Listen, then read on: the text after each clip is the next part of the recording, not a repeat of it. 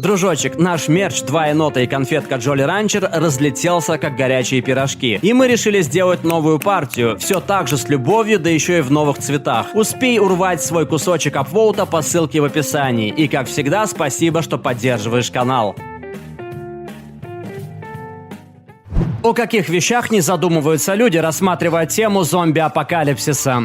Меня всегда поражает, что в фильмах, сериалах про зомби люди забывают о существовании велосипедов. Это относительно быстрый и тихий способ передвижения, которым почему-то никто не пользуется. И как насчет рогаток? Почему во время зомби-апокалипсиса никто не пользуется рогатками? У них неограниченные патроны, которые по сути бесшумные. Рогатку можно использовать, чтобы отвлечь от себя внимание зомби. В целом с ними очень много возможностей. Рогатки, люди, используйте рогатки. Проблемы с зубами. Представьте, что на момент начала апокалипсиса у вас брекеты. Вы же никогда не сможете их снять.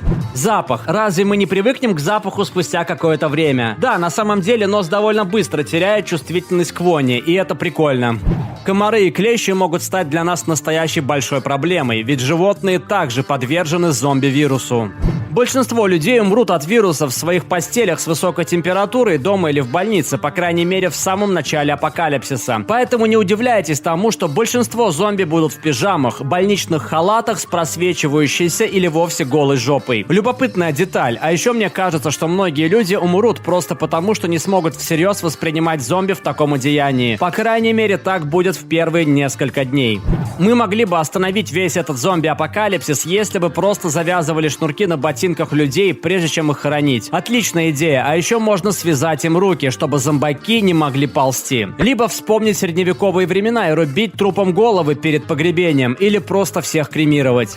Через несколько лет после начала апокалипсиса возникнут большие проблемы с бензой. Я всегда угораю с этой темы, потому что во многих сериалах, играх, фильмах челы гоняют на всяких навороченных зомби-тачках, у которых, по прикидкам, расход 30 литров. Если не будет людей, добывающих нефть, работающих на нефтеперерабатывающем заводе и продающих бензу, через 2-3 года все эти тачки превратятся в бесполезный хлам. Тема с топливом поднималась в The Last of Us. В одной из сцен Джоэл говорит о том, что в первые годы вспышки можно было проехать сотни километров на одном полном баке бензина. Но сейчас, когда они с Элли едут в грузовике, им приходится заправляться каждые несколько часов.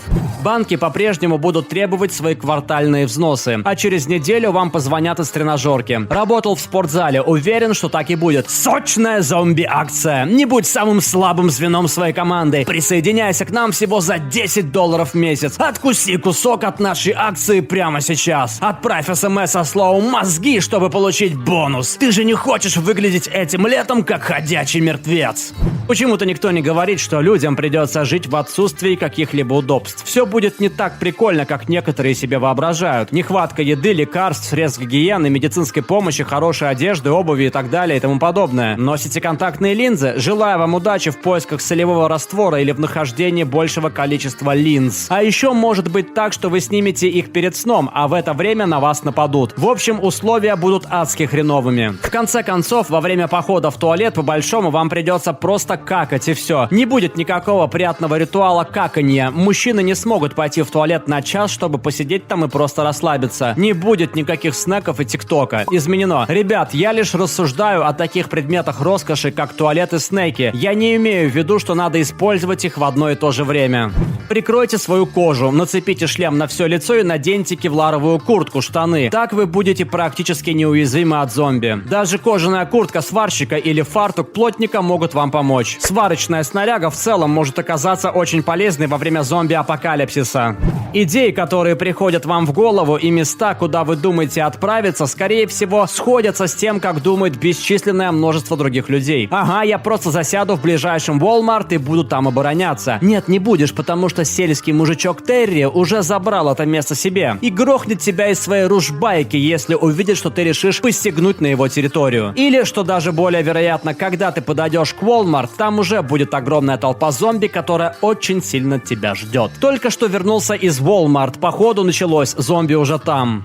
Питьевая вода. Все озера и реки могут быть заражены во время апокалипсиса. Как долго человек может прожить без питьевой воды? А еще, если вы будете дышать воздухом в условиях гниющих повсюду трупов, то этот воздух будет для вас словно яд. Это не просто ужасный запах, он реально может отравить вас, если вы будете дышать им слишком долго. Спросите любого, кто работает с трупами. Нехватка сна. Хорошего, по-настоящему спокойного сна в условиях, когда вокруг сплошные зомби и беспредельщики, которые пользуются отсутствием порядка. В первые несколько лет вы можете забыть про хороший полезный сон. Представьте, что весь первый месяц апокалипсиса вы спите по 4-5 часов за ночь, тревожным, не очень глубоким сном. Затем однажды ночью вы оказываетесь в безопасном месте. Вы спите около 10 часов, полностью погрузившись в сон. Проснувшись, вы в течение 2 минут не можете понять, какой сегодня день, кто вы и где находитесь. Мы все когда-нибудь испытывали подобное чувство, но после этого вы за долю секунды вспоминаете все, что произошло. Огромное количество смертей, апокалипсис, столько бед, ваше текущее положение, тех, кого вы потеряли или о ком ничего не знаете. Только представьте, что бы вы почувствовали в тот момент. Я бы поставил этот вопрос по-другому. Какие вещи не берут во внимание фильмы про зомби-апокалипсис? Запах, ум и глупость людей, прямое влияние природы, бактерии, процесс разложения абсолютно точно искалечат зомби, а погода и другая дикая природа попросту их убьют. Реальная военная огневая мощь и возможность при желании уничтожать целые территории. На самом деле этот вирус было бы гораздо легче сдержать по сравнению с чем-то вроде ковида. Вы же фактически можете убивать вирус ударами с воздуха или даже просто обыкновенными пулями. С традиционными вирусами и болезнями такой возможности нет. Изменено. Отговорка, что большинство людей не обучены ставить хедшоты, не является адекватным ответом ни на один из этих пунктов. Вы же можете повредить им кости, мышцы и так далее. Травмы, полученные от оружия, будь то взрывчатка, снаряд, тупая сила и так далее, могут обездвижить зомби. Прострелив ноги и колени орде зомби, вы их не убьете, да, но они будут значительно менее подвижны и будут представлять меньшую угрозу, что позволит вам значительно облегчить их добивание. Кроме того, люди, кажется, забывают про пункт 3, который, на мой личный взгляд, является самым важным. Ничто не в состоянии победить природу. Простой процесс разложения сделает умирающий, гниющий труп спорной угрозой. Люди с хроническими заболеваниями через несколько недель или месяцев умрут из-за отсутствия лекарств. К примеру, диабетики, которым регулярно требуется инсулин или метформин. У меня диабет 2 типа, и я понятия не имею, сколько бы я протянул без метформина и разнообразного рациона, которые позволяют мне держать под контролем сахар в крови. Несколько месяцев, пару лет. В книге «Через секунду после» очень хорошо описана эта проблема. Там, правда, не про зомби. Апокалипсис наступил вследствие электромагнитного импульса от ядерного взрыва, но проблема возникла такая же. Персонаж книги, врач, в самом начале рассказал, как все будет происходить. Сначала умрут люди, которые зависели от больничных аппаратов. К тому моменту они уже были мертвы. Затем погибнут люди, которые зависели от лекарств, принимаемых на регулярной основе. Проблемы с сердцем, инсулин, диализ, кислородные баллончики. Они продержатся в течение нескольких дней или недель. В долгосрочной перспективе погибнут люди с нелеченными раковыми заболеваниями, а также больные разными инфекциями из-за отсутствия антибиотиков и голода. Там было еще много подробностей, но эти несколько абзацев реально засели мне в голову. В каждом сюжете про зомби-апокалипсис персонажи по какой-то причине оказываются готовы к предстоящей беде. В жизни, я думаю, будет много моментов, когда человек, пусть даже очень натренированный и способный, уснет, потом проснется от бьющегося стекла и через минуту умрет. В ремейке «Рассвета мертвецов» мне понравилась сцена, в которой Анна, главная героиня, просыпается от того, что на нее и ее мужа нападает ребенок-зомби. У нее хватает ума схватить ключи от машины и бежать оттуда со всех ног. При этом она в пижаме и босиком. Именно такими, скорее всего, и будут некоторые выжившие. Ужасно неподготовленными и чертовски напуганными, не имеющими ни малейшего представления о том, что происходит. Орды зомби в конце концов сгниют. Их тела будут разлагаться до такой степени, что в конце концов сухожилия, суставы и прочие ткани перестанут обеспечивать подвижность нежити. Выжившим нужно просто дождаться этого. В сценарии со сжившими мертвецами это действительно справедливое замечание. Но меня больше интересует что-то вроде мутировавшего бешенства, которое не убивает носителя активно, а толкает его к базовым инстинктам вроде агрессии и тяги к еде и воде. В этом, по сути, и заключается смысл фильма «28 дней спустя». Люди не превращаются в традиционный вид зомби, они заражены вирусом ярости, который в каком-то смысле похож на агрессивную форму бешенства. Никто не говорит про ядерный апокалипсис, который случится от того, что некому будет чинить поломки и предотвращать аварии на атомных станциях. Да, но это не ядерный апокалипсис в традиционном смысле. Радиоактивные осадки будут, да, но ядерного гриба и взрывов, вызывающих ядерную зиму, не будет. Утилизация отходов. Этот косяк встречается и в других сценариях конца света. При отсутствии септической системы или утилизации отходов болезни будут представлять для людей больший риск, чем многие многие другие факторы. То же самое с травмами. Конечно, существует первая помощь, но без энергосистемы для охлаждения лекарств такая простая фигня, как порез или царапина, может оказаться смертельной. Изменено. Я говорю о большинстве людей. Не о тех, которые круто разбираются в вопросах выживания и имеют какое-то рабочее представление о том, как жить вне общества. Что касается примера с порезом, царапиной, я говорю в общем, а не в буквальном смысле. Так или иначе, человек в подобных условиях может умереть от какой-то мелочи. Изменено 2. Давайте я немного поменяю сценарий. В общем, смотрите, у вас есть бункер, в котором вы засели во время апокалипсиса. Вы не можете нарушить его герметичность, так как снаружи ядовитый воздух. У вас есть запасы консервов и сухого пайка на 10 лет вперед. Как вы избавитесь от всего этого мусора? В ВВС мы проводили учения. Мы с моим напарником должны были весь день сидеть в пикапе Ford Ranger. Вы не представляете, сколько вонючего мусора у нас образовалось всего лишь от 2 сухих пайков. А теперь умножьте это на дни, недели, годы. Многие люди попытаются уйти в лес и будут разводить там костры, а это неизбежно вызовет лесные пожары. Или, что даже более вероятно, у людей закончится еда. Многие люди почему-то думают, что они и еще несколько сотен или тысяч человек могут выжить в глухом лесу безо всяких на то усилий, просто собирая ягоды и охотясь на кроликов. При подобном сценарии они быстро поймут, почему 10 тысяч лет назад земледелие стало крупнейшим открытием человечества и почему наше общество сравняло с землей столько лесов в угоду сельскохозяйственных угодий. В книге «Война миров Z» есть глава на эту тему. Многие канадские семьи едут на север, чтобы спрятаться в лесу. И там все хорошо и спокойно в течение 2 недель, но затем у людей начинает заканчиваться еда. Большое спасибо за просмотр. В комментариях под видео напишите, о каких вещах не задумываются люди, рассматривая тему зомби-апокалипсиса. И не забудьте посмотреть наши другие выпуски. Обнял. Пока.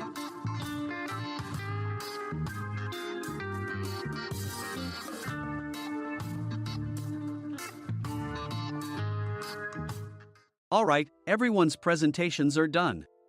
Nick, the manager, said as he tried to move the discussion forward. Excuse me, I haven't.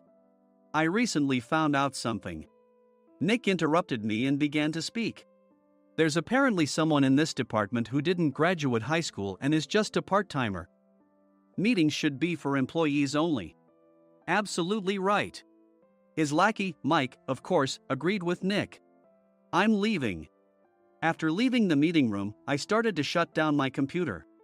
I noticed that an email had arrived, not in my personal inbox, but in the company's shared email.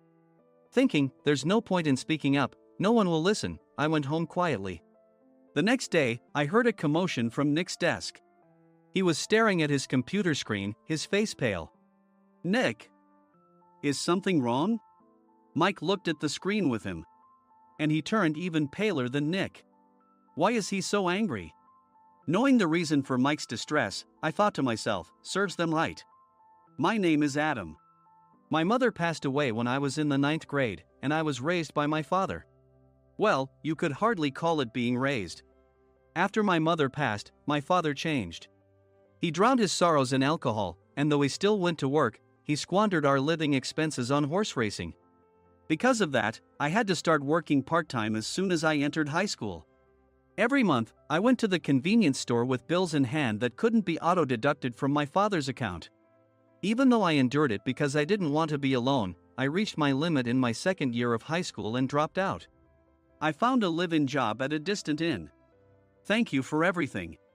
The day I left home, my father, still staring at the TV, spoke. Take care.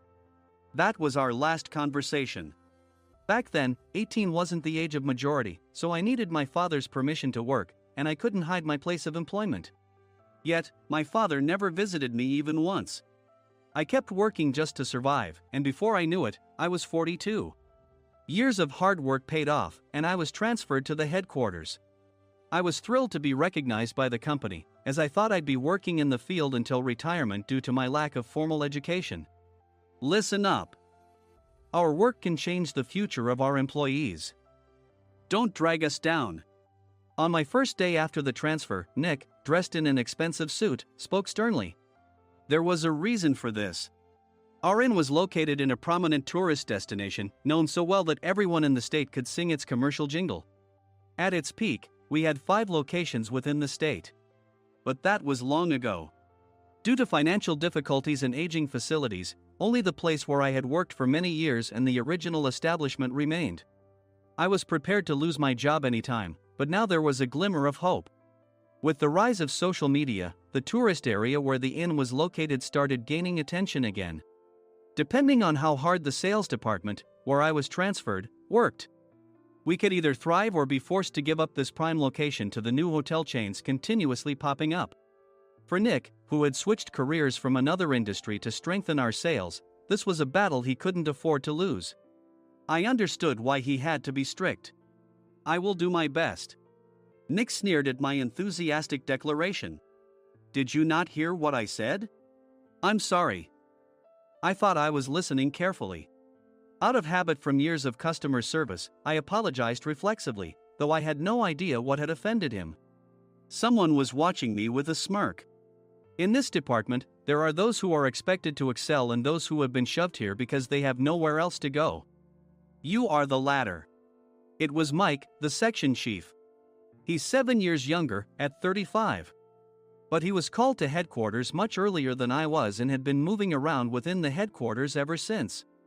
I'm not jealous, but I can't accept that he's my boss. Graduating from a prestigious university, he has an unusually high pride and caused many problems as a newbie, making things very difficult for me when I was the front desk leader. When I found out Mike was transferred to the sales department a month before me, I was disheartened. Mike is right. With just a middle school diploma, there's not much you can do.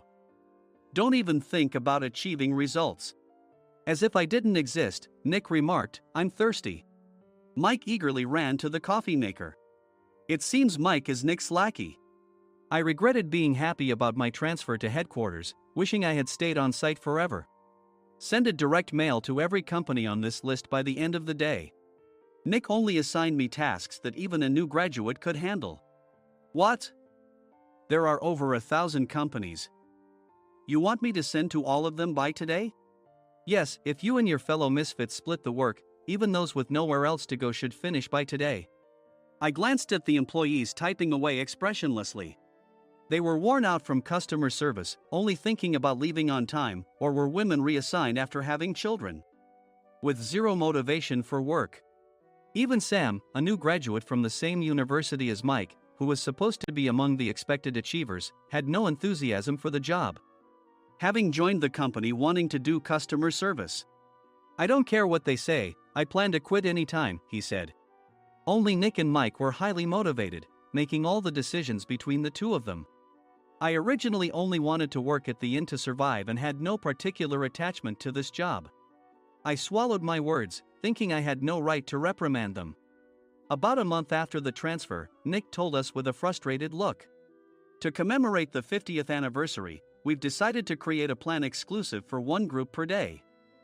Originally, Mike and I were supposed to come up with it, but our president, Mr. Thompson, insists on hearing everyone's opinions. "So, you all get a chance." As Nick explained, Mike began handing out prints. "Make sure not to embarrass Nick. If your ideas are half-baked, you'll have to redo them." It seemed that they had printed his handwritten notes by Mr. Thompson, which included several questions and a section for free responses. It made sense why Nick had to seek our input, given that all responses had to be submitted to Mr. Thompson. We were given a week to think about it, and a meeting was scheduled to compile our ideas. My plan is to let guests enjoy both the old and modern America.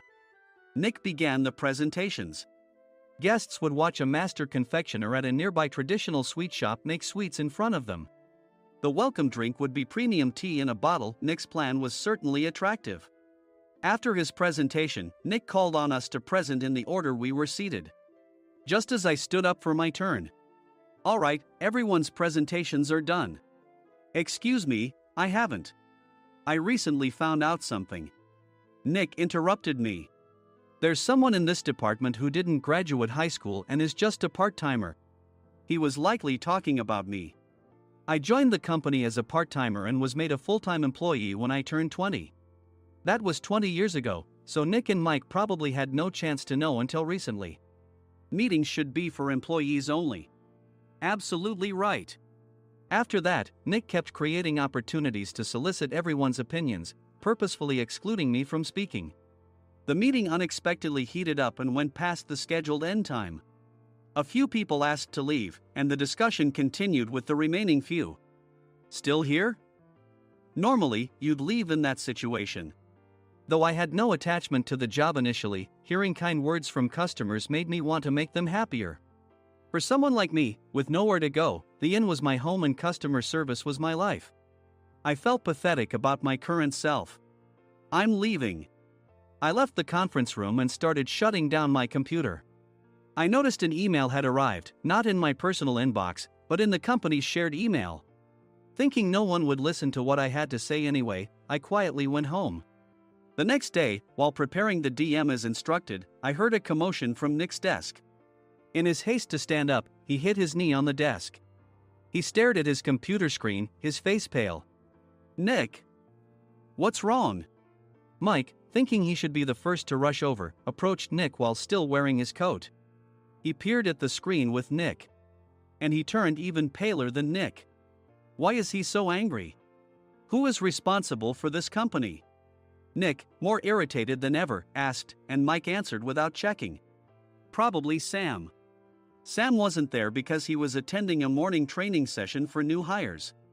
Nick gave up on getting angry and returned his gaze to the screen. They were looking at an email that arrived right after the end of the working day yesterday. Apparently, no one, including me, had checked it before leaving. The email was from a large company that used us for their annual employee trips. The president and executives of that company also frequently used our services personally. President of the company, Mr. Mason himself, had declared that neither he nor his company would ever use our services again. Well, some companies cancel their employee trips or stop using our services due to financial struggles. Let's just move on. Mike kept wiping the sweat from his forehead with a handkerchief. Knowing why Mike was so agitated, I quietly watched their interaction. Do you know how much revenue we get from that company? We can find other guests to fill the rooms, but we'll lose the banquet costs, gift shop revenue, rental car fees, and more. Moreover, the gifts were supposed to be prepared by the traditional confectionery shop involved in Nick's proposed plan. If it's known that we incurred such a huge loss at this critical time, Nick's position in the company would be jeopardized. Nick took a deep breath, seemingly trying to calm himself. All right, Mike. Go to New York right now and apologize to Mr. Mason. What? You're coming with me, right? I have urgent work to do. I trust you, which is why I'm entrusting this to you. Please. Mike, believing Nick's sincerity, agreed with a determined look on his face, saying, yes. That's Nick for you. Even if Mike went to apologize, Nick would shift all the blame onto him if the client didn't change their mind. Well, it was Mike's fault to begin with, so it served him right. About 3 hours later, Sam answered a call from somewhere and repeatedly apologized, saying, I'm very sorry. Everyone watched to see what was happening. After ending the call, he informed Nick with a weary tone. When Mike arrived at the client's company, he only made things worse, further infuriating Mr. Mason. He was demanding, get his boss here immediately. It was no wonder Sam was exhausted, dealing with such a call right after returning from training. What is that idiot doing? All right, Adam, you're coming with me. If sacrificing Mike didn't work, then I must be next. Normally, I'd want to refuse at all costs, but I saw an opportunity in this situation. If I can be of assistance, I'd be happy to join you. I immediately followed Nick, and we flew to New York. When we introduced ourselves at the reception, it became clear how serious the situation was, as the receptionist personally escorted us to the president's office. Angry voices leaked through the door, making both Nick and me uneasy. Excuse me. I'm Nick, the supervisor. I understand my subordinate has caused you trouble, and I deeply apologize. Nick, with his experience in the corporate world, knew enough to offer an apology before excuses. However, his customer service skills left much to be desired. I sighed as I saw Mike trembling like a small dog in the corner of the room. What kind of training are you giving your subordinates? Mr. Mason glared at Nick with a red face. The intensity of his gaze made even Nick take a step back. Regrettably, I joined this company only 2 years ago and was unaware of Mike's issues. I should have identified his shortcomings sooner. Indeed. I should have realized sooner. No sensible person would come to apologize and then give a lengthy presentation on the drawbacks of not using their inn. Nick froze, his mouth slightly open. Suspecting the worst, I picked up the documents that had fallen to the floor. It seemed Mike hastily prepared these documents on the plane, listing the disadvantages. Disadvantage 1: if you change the venue for the company trip, employees might suspect it's for cost-cutting reasons, leading to a negative impression. Reading it aloud half-jokingly, Nick snatched the papers from my hand and checked the contents with a furious expression. Among the stack of documents was a receipt from a nearby convenience store's copy machine. I felt a pang of dread, hoping he hadn't shown the receipt as well. What do you think he said when I asked what kind of nerve he had to do this? I'm very sorry. Faced with the dire situation, Nick must have thought there was nothing left to do but apologize. In a voice smaller than I'd ever heard from him, he uttered words of apology. He said, "I'm a Harvard graduate. I don't believe I said anything wrong." Mike! What have you done? Forgetting his plan to pin the blame on Mike, Nick yelled loudly, even in front of Mr. Mason. "I didn't do anything wrong." "You're still saying that? Look at him." Mike pointed at me with a shaking hand. "I was assigned to headquarters in my 20s and now I'm a section chief. This guy only made it to headquarters at 42. Everything I've done proves I was right. So why are we losing the contract?" Having said his piece, Mike collapsed to the floor. "Of course. You were sent there because you had nowhere else to go." Mike never expected to hear such words from someone he looked down upon. He lunged at me, and Nick hurriedly stepped in to stop him. "Mr. Thompson told me Mike is a quick thinker, and to take good care of him." There's no way he was pushed aside. "Don't make things worse here. He didn't say quick thinker, he said only quick-witted, didn't he?" I don't remember that part. I recalled the many troubles Mike caused when he was a newbie. When Mike was on the front line, his pride was so high that he never apologized to customers. Customer service, especially in our job, doesn't work alone. It brings both good and bad situations. If the front staff or housekeepers made mistakes, or the cleaning company didn't properly clean a room, one had to apologize to the customers regardless of personal fault. Mike, in such situations, would never apologize, insisting he wasn't at fault. This often angered customers, and as the front desk leader, I frequently had to apologize on his behalf. He caused complaints and disrupted operations, which is why he was quickly moved to headquarters. In departments where he didn't interact directly with customers, his quick thinking was beneficial and things went well. But it seemed his flaws were starting to show. Corporate reservations are supposed to be entered into the system by the sales representative. But a quick check yesterday revealed that more than 10 items were missing from the client's reservation. The handover document clearly stated what needed to be prepared. Why didn't you enter it into the system? Why do we have to give them special treatment? Filling rooms near the banquet hall, setting up all the food in advance. Specifying the brand of wine, they're too demanding. No wonder he always angered customers, I thought, feeling a headache coming on. Grouping them in rooms near the banquet hall is for our benefit too. It makes it easier for the staff to set up beds and serve breakfast since everyone's schedule is synchronized.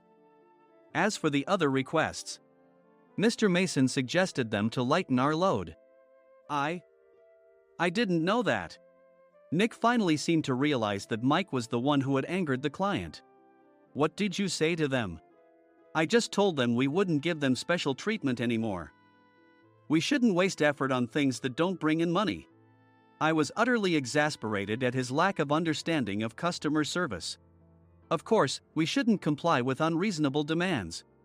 But carrying over successful practices from past stays makes customers feel remembered and enhances their experience. Good memories encourage repeat visits. That's part of our job. I looked down at Mike, who was sitting on the floor.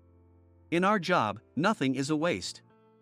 Mr. Thompson likely moved you to the sales department, hoping you'd finally understand this. How do you think he feels now that you failed to meet his expectations? Mike, tears in his eyes, fled the president's office. I was amazed he still hadn't apologized. You have it tough, Adam. It's okay, we're all employees of the same company.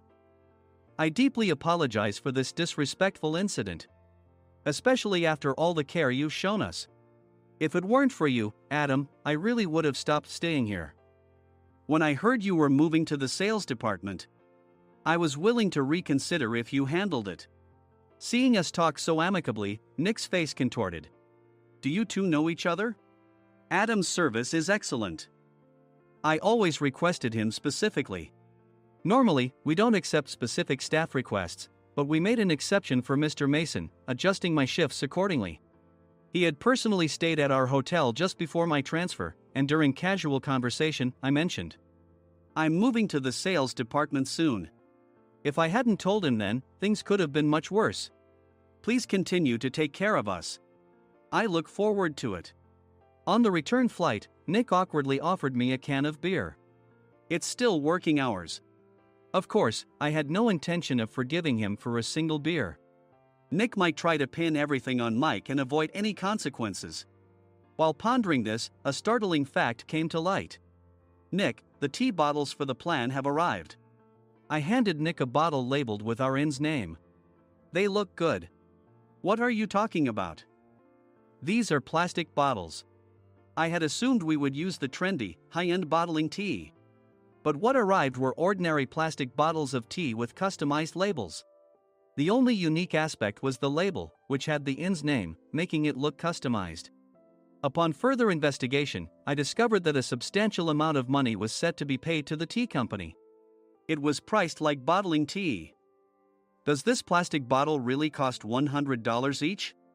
The tea inside is specially blended for us. The extra cost is for that. Wouldn't it be better to use another tea company? Or is there a specific reason we must use this one? As Nick continued to make excuses, I showed him a printed email. I informed the tea company's president, Mr. Mitchell, that we discovered irregular payments and he confessed. He said you two were high school classmates and planned to split the extra money. That idiot. Why did he confess? That's not important. You should worry about yourself, this could turn into a police matter. Opening the bottle cap, I suggested. How about calming down with this tea? It supposedly has a relaxing effect. Nick drank the tea frantically. In the following days, decisions were made about their fates. Mike was reassigned to the General Affairs Department, with no chance of transfer or promotion, as per Mr. Thompson's orders.